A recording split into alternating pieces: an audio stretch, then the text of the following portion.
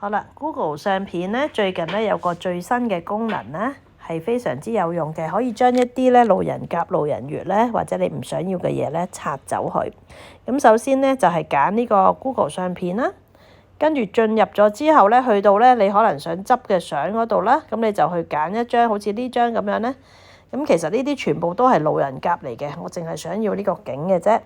咁我咧就可以咧撳呢個編輯。如果你喺呢一個畫面度見唔到編輯咧，你就撳呢3點裏邊，咁咧就會可以揾到編輯㗎啦。咁我而家見到啦，撳編輯啦。咁其實有時佢個魔術橡皮膠咧就已經喺度㗎啦。咁如果佢建議呢個冇就係擺出嚟咧，就去邊度咧？就嚟到呢度下邊呢度工具，亦都得嘅。咁你就揀魔術橡皮膠。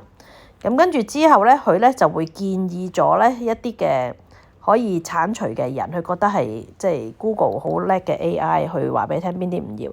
你可以咧直接撳全部清除啦。如果佢揀啱，唔係喎，其實我只係有一啲要嘅咧，咁你就係咁樣讀啦，逐個讀啦。又或者其實我最終咧咁有個漏咗喎原來其實咧呢一個咧本身好啦，我逐個篤咗先啦。或者全部清除啦。好啦，跟住咧，其實咧，我仲有一啲嘢咧，我都係想清除，而佢冇剔嘅咧，我可以咁樣圈住佢。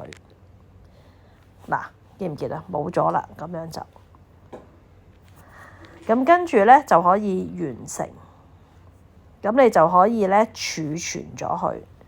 就如果你想直接冚咗，就直接撳儲存啦。如果你想變做副本，多一張原本張相留喺度，就可以撳儲存副本啦。你睇下，咁樣就完成啦，咁你就可以再分享出去啦。呢個就係最新 Google Photo 其中一個非常有用嘅移除一啲雜物同路人甲嘅，以後影相就唔驚影到其他人啦。